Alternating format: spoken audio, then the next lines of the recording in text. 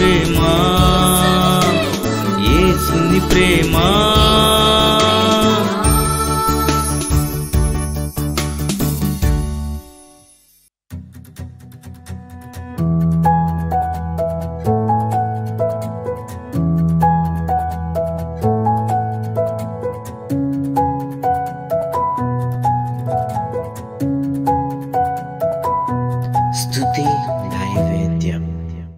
సామెతల గ్రంథం 30వ అధ్యాయము 24వ వచనం నుండి చదువుతున్నాను చూడండి. భూమి మీద చిన్నవి 4 కలవు, అయినను అవి మిక్కిలి జ్ఞానము గలవి. చీమలు బలము లేని జీవులు, అయినను అవి వేసవిలో తమ ఆహారమును సిద్ధపరచుకొనును. చిన్న కుందేళ్ళు బలము లేని జీవులు, అయినను అవి పేటు సందులలో నివాసములు కల్పించుకొనును. మిడతలకు రాజు లేడు, అయినను అవన్నీ పంక్తులు తీరి సాగిపోవును. బల్లిని చేతితో నీవు పట్టుకొనగలవు, అయినను రాజుల గృహములలో అది ఉండును. ప్రార్థన చేసుకుందాం. కృపగలిగిన మా తండ్రి, మరొకసారి నీ దాసుని మరుగు చేసి ఆత్మచేత సంధించి నోటికి మాటలు అందించి నా నాలుకను వశపరుచుకొని మీరే నీ ప్రజలందరితోనూ మాట్లాడమని అడుగుచున్నాం ప్రభువా. పుటము వేయబడిన నీ బంగారు మాటలు వచించడానికి నా నాలుకను, నోటిని, పెదవులను నీ పరిశుద్ధాత్మ అగ్ని చేత కాల్చి పుటము వేయబడిన నీ బంగారు మాటలు ప్రభా ఆశీర్వాదకరంగా అందరికీ ఉండటానికి సహాయం చేయమని యేసు నామమున ప్రార్థన చేయుచున్నాము తండ్రి, ఆమేన్.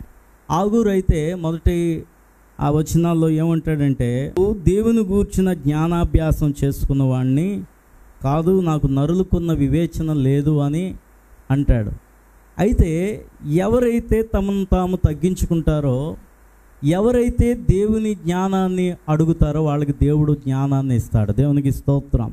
ఇక్కడ అంటున్నాడు, ఏమంటున్నాడంటే భూమి మీద చిన్నవి 4 కలవు, అవి మిక్కిలి జ్ఞానము కలిగినవి. హల్లెలూయా. అంటే చిన్న జీవులు 4 ఉన్నాయట. అయితే 4 ఉన్నాయంటే చాలా జీవులు ఉన్నాయి, కానీ ఆ ఉన్న జీవులన్నిటిలో కూడా ఈ 4 జీవులు చాలా జ్ఞానము కలిగినవి. ఈ లోకంలో కనబడే ప్రాణుల్లోనూ జీవరాశుల్లోనూ కూడా ఉండే జ్ఞానాన్ని ఈ భక్తుడు ఏం చేశాడంటే తెలుసుకోగలిగాడు. ఇక్కడ చెప్తున్నాడు, చిన్న జీవుల్లో మొట్టమొదటిది చీమలట. మరి చీమలను చూసి మనం ఏమి నేర్చుకోవాలి అంటే ఇక్కడే రాశాడు, చీమలు బలము లేని జీవులు, అయినను అవి వేసవిలో తమ ఆహారమును సిద్ధపరచుకొనును. చీమల్లో ఉన్న జ్ఞానం ఏంటంటే ముందు ఆలోచన కలిగినవి. వీటికి ఏముంది? రేపటిని గూర్చిన ఆలోచన వాటికి ఉన్నది. వేసవిలో చీమలు ఏం చేస్తాయట? ఆహారాన్ని కూర్చుకుంటాయి.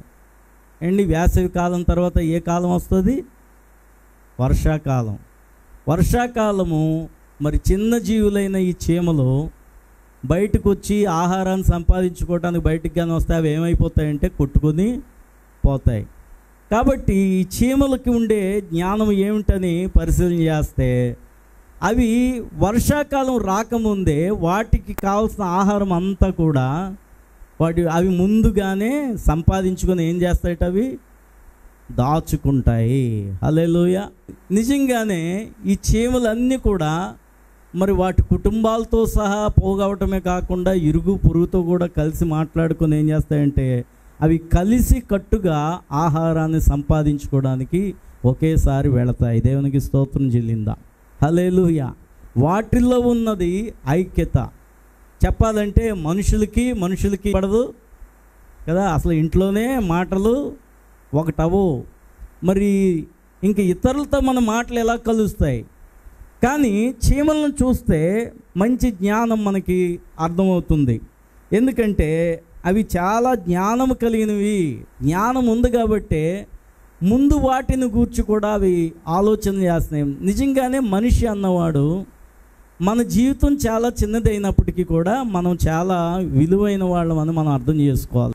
అయితే అవి చులకనగా ఉండొచ్చు లోకానికి చూస్తే. చీమతో పోలిస్తే మనల్ని అలా ఒప్పుకోం. నన్ను చీమతో పోలుస్తావా, పులితో పోల్చు అంటాం కదా.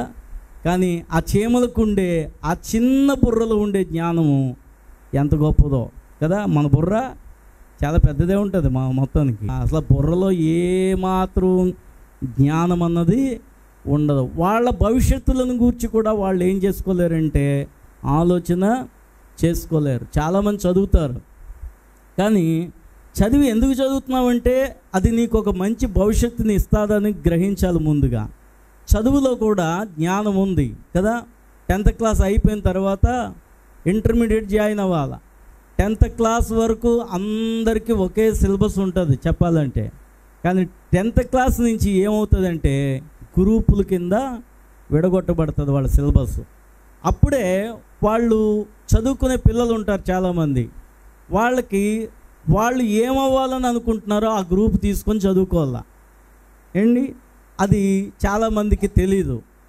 ఏదో పక్కన వాళ్ళు చదువుతున్నారు, లేకపోతే ఫ్రెండ్స్ చదువుతున్నారు, అది కాదు. మనకి దేవుడు ఒక భవిష్యత్తుని, ప్రణాళికలను అన్నిటినీ దేవుడు ఇస్తాడు. దాన్ని కూడా మనము దేవునికి చిత్తానుసారంగా మలుచుకొని మనం ఏం చేయాలంటే మన భవిష్యత్తుకి ఒక ప్రణాళికను కూడా వేసుకోవాలి. దేవునికి స్తోత్రం.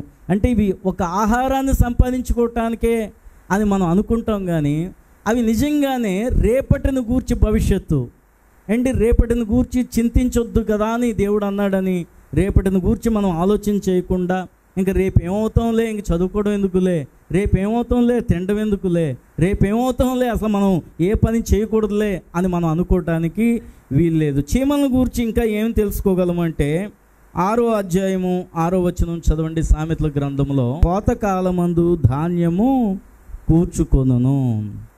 చూడండి, సోమరి చీమల యొద్దకు వెళ్ళుము. నిజంగా ఇది మీ అందరికీ కోపం వస్తుందేమో ఏంటి మేమేమన్నా సోమరులమా ఏంటి? ఇది నేనన్నానా దేవుడు అన్నాడా? నేనన్నానా చెప్పండి? నేనేం రాయలేదు కదా బైబిల్ ఏంటి. ఒకవేళ పాట కూడా నేను రాయను. సోమరి అంటే అందరూ తిడతారని అందరూ మంచోళ్ళనే మనం పాటలు రాస్తాం. ఆయన మొహమాటం లేకుండా ఆయన మాట్లాడే దేవుడు. దేవునికి స్తోత్రం. మనుషులకి మొహమాటమే. ఎవరన్నా అనగలమా మనం? ఎవరినన్నా అసలు ఎవడు పని చేయలేనివాడు ఉన్నా సరే నువ్వు సోమరి అని అంటే మనం అసలు ఏందో ఒప్పుకుంటాడంటారా? అసలు మనం అనగలమా ఏంటి? మనకేముంటుంది? ఎదరోడు పాడైపోతున్నా సరే వాడికి ఒక బుద్ధి మాట కూడా మనం చాలాసార్లు చెప్పలేము కదా. వీడేమనుకుంటాడో మనకెందుకులే అనుకుంటాం, కానీ దేవుడు మనకెందుకు అని మనల్ని గూర్చి ఆయన అనుకోడు. మన బాగోగులన్నీ దేవుడు తెలుసుకోవాలని చూసుకోవాలని ఆయన అనుకుంటాడు. అందుకనే దేవుని వాక్యము ద్వారా దేవుడు మనతో మాట్లాడతాడు. దేవునికి స్తోత్రం కదా. మనము సోమరులంగా ఉండటం దేవునికి ఇష్టము కాకే ఆ మాట అంటున్నాడు. చాలామందికి వాళ్ళ జీవితంలో కష్టపడి పని చేయాలనే తత్వము ఉండదు. చూడండి, మనిషికి శ్రద్ధ ఉంటే అతడు ఐశ్వర్యవంతుడు అవుతాడు. ఐశ్వర్యవంతుడు అంటే ధనం సంపాదించడం అనే కాదు, మనం సంపాదించిన ధనము అనేక మందికి అన్నం పెట్టేదిగా కూడా అవుతుంది. అందుకనే ఎవడైనా ఒకడు బాగుంటే వాడి వల్ల ఎంతోమందికి ఏమవుతుందంటే ప్రయోజనం అవుతుంది. ఎవడైనా ఒకడు చెడిపోతే వాడి వల్ల కుటుంబానికే కాదు చాలామందికి ఏం కలుగుతుందంటే నష్టము కలుగుతుంది.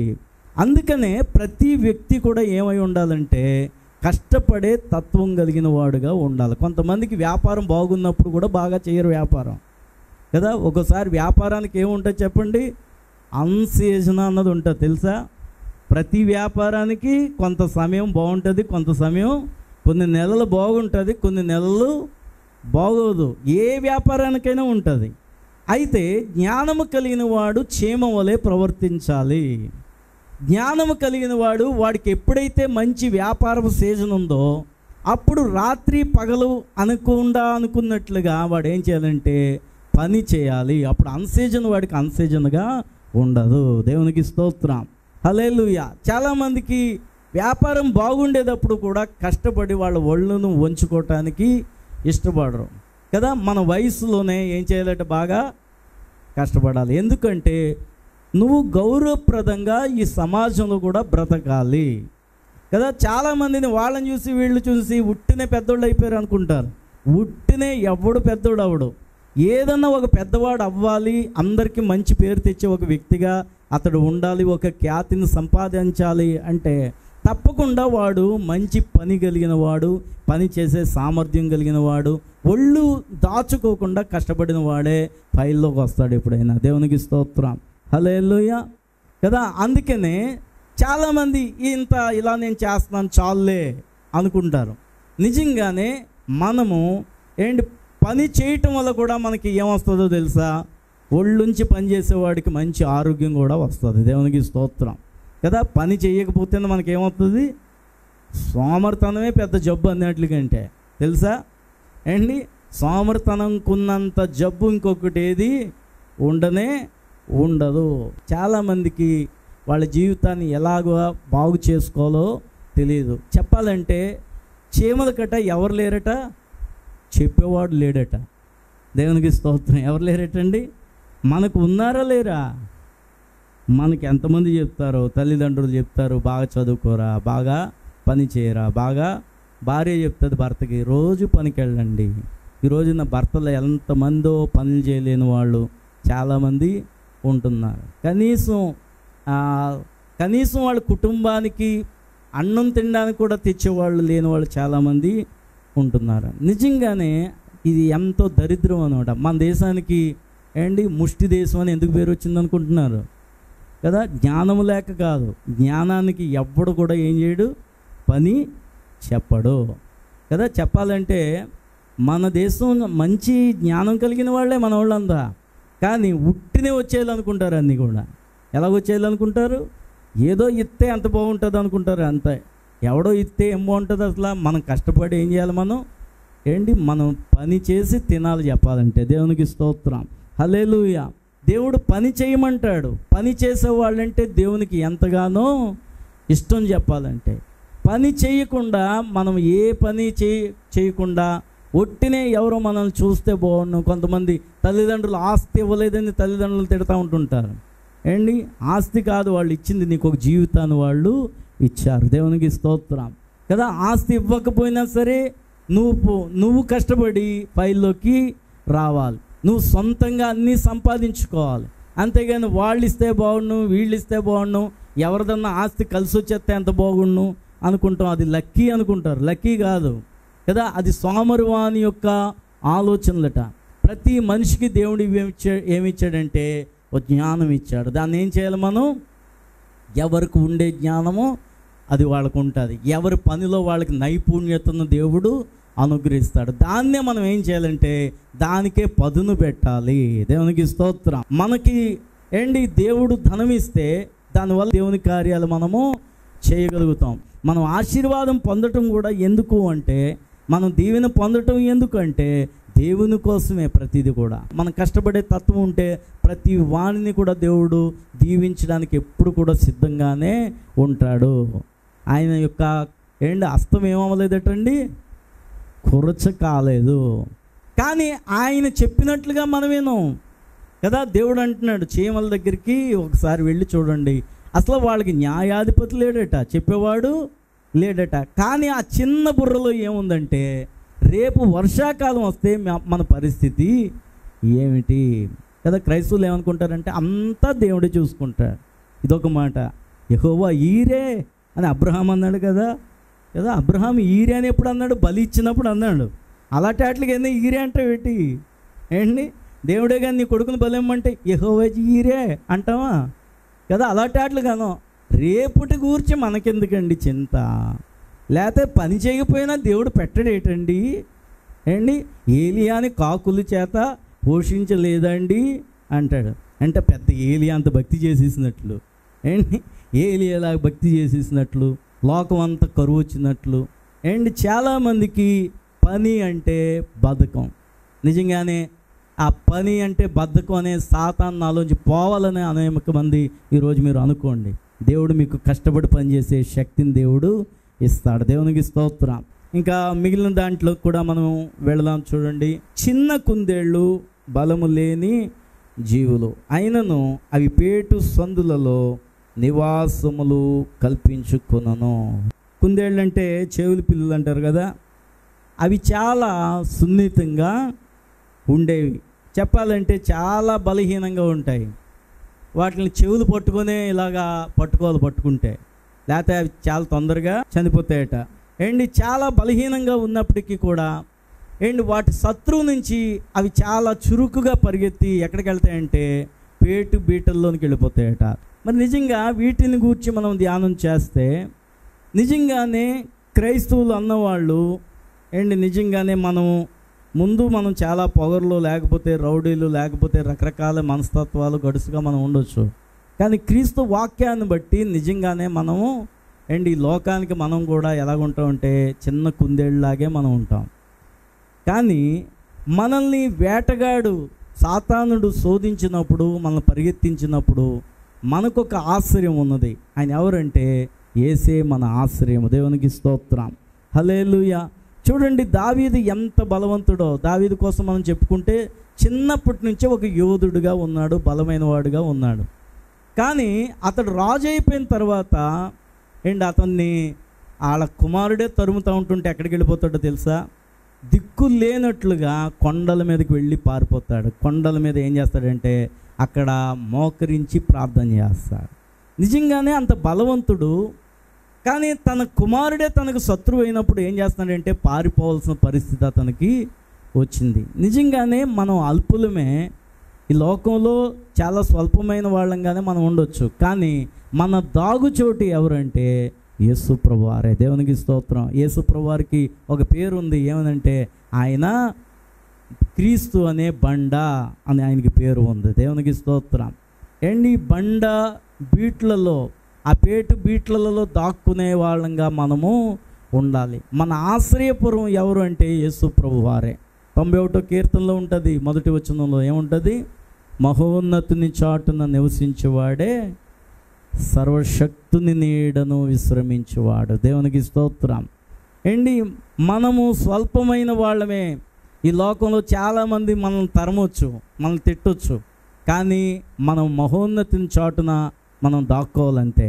మన దేవుడు ఎవరంటే ఆయన మహోన్నతుడైన ఒక పెద్ద వృక్షం లాంటి వాడు. యెహోవా నామము బలమైన దుర్గము, నీతిమంతుడు అందులోనికి పరిగెత్తి సురక్షితముగా ఉండును. నిజంగానే ఎవరు మనల్ని తరిమినా సరే మనకు ఒక బలమైన దుర్గం ఉంది. ఏంటంటే దేవుని నామమే మనకు బలమైన దుర్గము. హల్లెలూయా. ఏంటండి దుర్గము?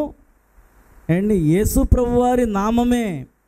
ఆయన పేరుని మనం స్మరణ చేసుకొని, అందుకని ఏ భయం వచ్చినా మనం యేసునామమే, యేసు రక్తమే జయము, యేసునామమే జయము అని మనం ఎందుకు అనుకుంటామంటే ఆ భయం పోవడానికి.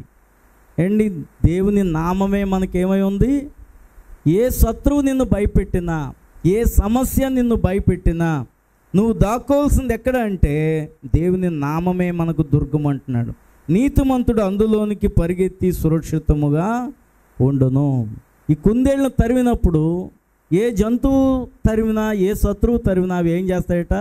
ఆ పేటు బీటలోనికి వెళ్ళిపోయి లోనికి, అందులోంచి అవి దక్కవు. ఎందుకంటే ఆ సందులు, ఆ బండలోనికి వెళ్ళిపోయి ఆ సందులో అవి దాక్కుంటాయి. మరి మనకు కూడా యేసునామమే బండగా, యేసయ్యే మనకు బండగా, ఆయనలోనికి మనం వెళ్ళిపోతే మనం సురక్షితంగా మనం ఉండగలుగుతాం. దేవునికి స్తోత్రం. అందుకనే ఏ భయం వచ్చినా సరే మనం యేసై పేరును ఉచ్చరించుకుంటే చాలా భయం ఏమైపోద్ది, అది పటాపంచలైపోద్ది అనమాట. దేవునికి స్తోత్రం. దుర్గము కదా, మన చుట్టూ ఉండే ఒక గోడ ఎలాంటిదో యేసయ్య నామాన్ని స్మరించుకుంటే నీ చుట్టూ దుర్గముగా, నీ చుట్టూ గోడగా ఆయన నామం ఏర్పాటు అవుతుంది. దేవునికి స్తోత్రం. అందుకనే దేనికి నీవు భయపడవద్దు, సాతానికి నువ్వు భయపడవద్దు అని దేవుడు అందుకనే చెప్తూ ఉంటుంటాడు. దేవునికి స్తోత్రం. మిడతలకు రాజు లేడు, ఆయనను అవన్నీ పంక్తులు తీరి సాగిపోవును. మిడతలు అన్న దాంట్లో కూడా మనం ఐక్యతను చూడగలుగుతాం. మిడత అన్నది ఒక్కటి రాదు ఎప్పుడు కూడా. అవి వస్తే ఎలా వస్తాయండి? ఒక గుంపుగా వస్తాయి. కానీ మిడతలు దండు వస్తే మిడతలకి ఏం చేయవలసి వస్తుంది? మనం భయపడవలసి వస్తుంది. మన సమస్యల నిమిత్తము ఒక్కొక్కరు చేసుకునే ప్రార్థన కంటే కూడా సంఘముగా చేసే ప్రార్థనకు దేవుడు బలాన్ని చేకూరుస్తాడు. దేవునికి స్తోత్రం. ఒక పెద్ద సమస్య వచ్చిందంటే సంఘమంతా కూడి ప్రార్థన చేయండి, ఆ సమస్య వెంటనే ఏమవుతుందంటే ఎగిరిపోతుంది. దేవునికి స్తోత్రం. మిడతల్లో ఏముందండి? ఆ యూనిటీ కనబడుతూ ఉంటుంటుంది. మిడతల దండు అంటారు. అందుకనే ఏంటి మిడతలకు కూడా ఎవరు లేరంటే రాజు లేడట. ఏంటి వాటిని ఒక నాయకుడు ఏమీ లేడు. కానీ అవి ఎక్కడికన్నా వెళ్ళినాయి అంటే దండుగానే వెళ్తాయి. ఎవరు నడిపించరు, కానీ అవి మొత్తానికి ఒక దండులాగా వెళ్తాయి. అందుకని దేవుని సంఘాన్ని పరమగీతం 6వ అధ్యాయం 10వ వచనంలో అంటాడు. ఏంటి దేవుని సంఘానికి ఒక పేరు ఉంది, వ్యూహిత సైన్య సమభీకర రూపిణి అంటాడు కదా. సైన్యం సంఘం అంటే ఎలా ఉండాలండి? ఒక సైన్యముగా సాతాను దాడులను ఎదిరించడానికి, చీకటి శక్తుల ప్రభావం మీద మనం దాడి చేయాలంటే నిజంగానే మిడతలు ఎలాగైతే వెళ్తాయో ఒక దండులాగా క్రైస్తవులు అందరూ కలిసి చేసే ప్రార్థనకు అంత బలం ఉంటుంది. దేవునికి స్తోత్రం. బల్లిని చేతితో నీవు పట్టుకొనగలవు, అయినను రాజుల గృహములో అది ఉండును. ఆ బల్లి ఎప్పుడు కూడా మనం దాన్ని కానీ గమనించి చూస్తే అది ఎప్పుడు కూడా పైనే ఉంటుంటుంది, కిందకేం దిగదు ఎక్కువగా కదా. అది ఎప్పుడు కింద పడినా పైకి వెళ్ళాలనే ఆలోచన కలిగి ఉంటుందట. అది అంతఃపురములో ఉండాలని, రాజగృహంలో ఉండాలని కూడా ఆశపడుతుంది. దేవునికి స్తోత్రం. నిజంగానే మనము కూడా పైనున్న వాటినే వెదకండి అన్నట్లుగా బల్లిని చూసి మనం నేర్చుకోవాలి. దేవునికి స్తోత్రం. నిజంగానే కొన్ని శ్రమలు మనం కృంగదీసినప్పుడు కూడా అది పైకే వెళ్ళినట్లుగా మనం వెళ్ళాలని బల్లిని గూర్చి మనం చెప్పుకోవచ్చు. దేవునికి స్తోత్రం. బల్లి రాజగృహంలో కూడా ఉంటుంది అంటున్నాడు. నిజంగానే రాజులకు రాజు, విశ్వచక్రవర్తి అయిన దేవుని గృహంలో అల్పులమైన మనల్ని దేవుడు రేపు ప్రొద్దుట ఉంచుతున్నాడు. దేవునికి స్తోత్రం చెల్లిందాం. చెప్పాలంటే బల్లి విషపురుగు. నిజంగానే మనుషులు పాపంతో నింపబడిన వాళ్ళు. మనకు అసలు దేవుని రాజ్యంలో స్వాస్థ్యమే లేదు. కానీ దేవుని కృప చేత మనం ఏమవుతున్నామంటే దేవుని రాజ్యంలో ఉండగలుగుతున్నాం. దేవునికి స్తోత్రం. నిజమైన క్రైస్తవులు పైన ఉన్న వాటిని వెదిగితే పరలోక రాజ్యంలో ఉండే నిత్య స్వాస్థ్యాన్ని మనము ఒక రోజున పొందుకోగలుగుతాం. అలాగే మనం ఉందాం. ఈ 4 జీవుల్లో ఉన్న లక్షణాలను మనం అందరం గ్రహిద్దాం, ప్రార్థన చేసుకుందాం. నీ వాక్యం అందరిలో ఫలించుటకు సహాయం చేయండి. నీ గొప్ప జ్ఞానము మా అందరికీ దయచేయండి. మా భవిష్యత్తులను, మా కుటుంబాలను సరిగ్గా నడిపించుకునే జ్ఞానాన్ని మాకు దయచేయండి. శాంతి, సమాధానం, నెమ్మది, దీవెన, ఆశీర్వాదం, ఐశ్వర్యం, ఆరోగ్యము సమస్తమును బిడ్డలకు దయచేయమని యేసు నామమున ప్రార్థన చేయుచున్నాము తండ్రి. ఆమేన్. ఈరోజు పుట్టినరోజు జరుపుకుంటున్న పెంకే లక్ష్మి గారిని దేవుడు దీవించును గాక. ఇంకా మీ ఆత్మీయ జీవితంలోనూ అన్ని విషయంలోనూ దేవుడు దీవెనలు దయచేయను గాక. హ్యాపీ బర్త్డే లక్ష్మి గారు. అలాగే ఈరోజు పుట్టినరోజు జరుపుకుంటున్న అక్షయను దేవుడు దీవించును గాక. ఇంకా తన చదువులోను అన్ని విషయంలోనూ దేవుడు తోడైండును గాక. Happy birthday Akshaya. God bless you.